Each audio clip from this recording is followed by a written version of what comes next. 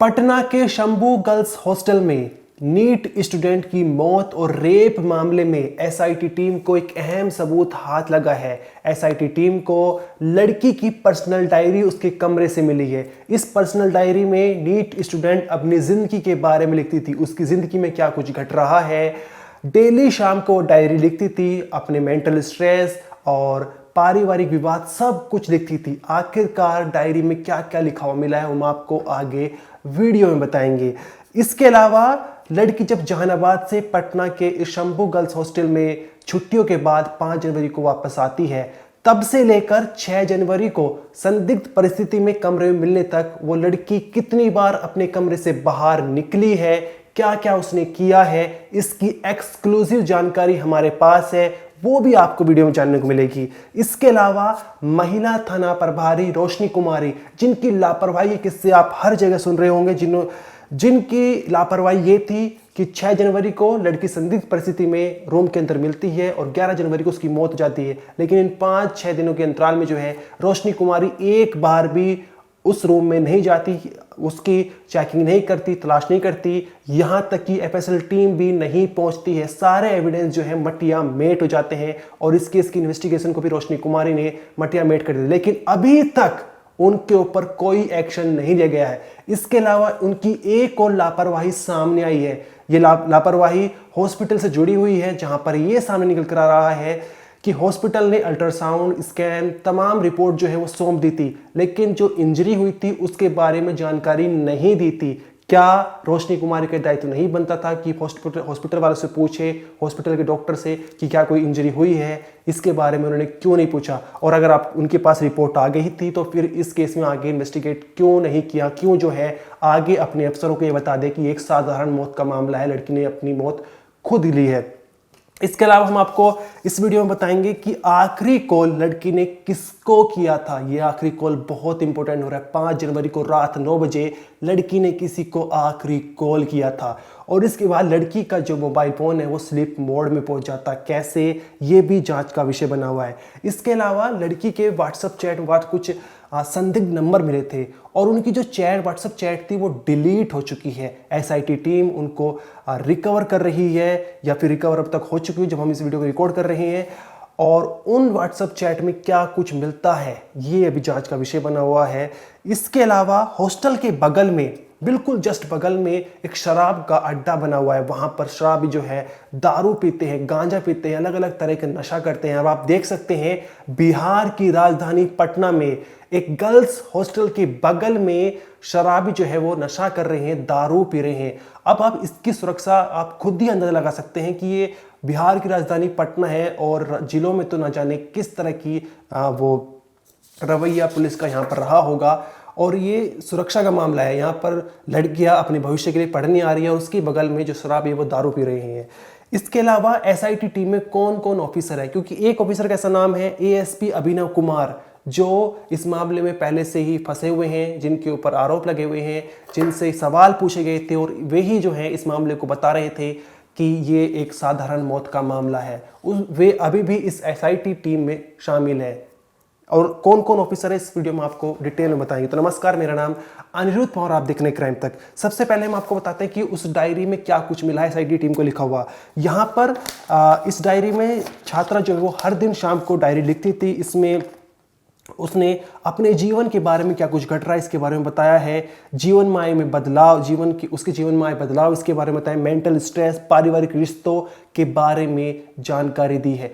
ये पारिवारिक रिश्ता शब्द हम इसलिए इस्तेमाल कर रहे हैं क्योंकि हमारे रिपोर्टर अनिकेत कुमार ने ऑफ द रिकॉर्ड कुछ ऐसा बताया है कि लड़की के साथ जो कुछ घटना हुई है, जिसकी वजह से वो पिछले काफी समय से मेंटली स्ट्रेस में थी, इसके पीछे परिवार का कुछ मामला सामने निकल कर आ रहा है। क्योंकि एसआईटी टीम ने लड़की के मामा से लगभग 1.5 से 2 घंटे सख्ती से पूछताछ की है। कोई साधारण पूछताछ नहीं बल्कि एक सख्ती से पूछताछ की गई है। क्या इसमें मामा का कुछ रोल है, वो आगे जांच का विषय है। इसके अलावा लड़की पिछले काफी समय से सदमे से गुजर रही थी और ये सदमा अचानक नहीं बल्कि लगातार बढ़ता जा रहा था। छात्रा ने खुद की लिखी डायरी मिलने के बाद जो है अब संभावना जताई जा रही है कि मामले में जल्द से जल्द बड़े खुलासे हो सकते हैं। इसके अलावा हम छात्रा के आखिरी कॉल के बारे में बताएंगे। लड़की ने आखिरी कॉल अपनी मां को किया था 5 जनवरी रात को 9 बजे।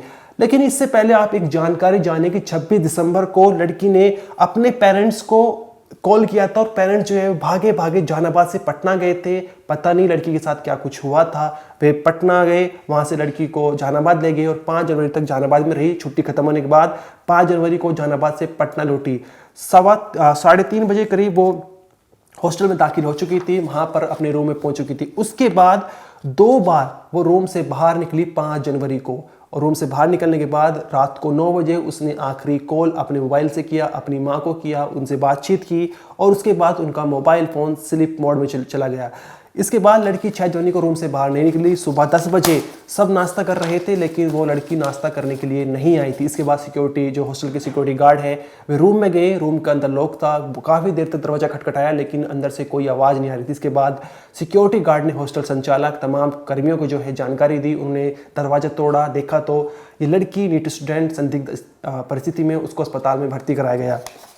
इसके अलावा व्हाट्सएप चैट का मामला सामने निकल कर आ रहा है, जहाँ पर लड़की के मोबाइल फ़ोन में कुछ संदिग्ध नंबर मिले हैं जिनसे व्हाट्सएप चैट हो रही थी, लेकिन अभी व्हाट्सएप चैट डिलीट हो चुकी है। एसआईटी टीम को रिकवर कर रही है। इनमें क्या कुछ सामने निकल कर आता है वो जांच का विषय बना हुआ है। आगे बात करते हैं महिला थाना प्रभारी रोशनी कुमारी की लापरवाही की। यहाँ पर प्रभात मेमोरियल अस्पताल ने TB, blood, ultrasound, CT scan समेत तमाम जांच कराकर रिपोर्ट सौंप दी थी, रिपोर्ट दे दी थी।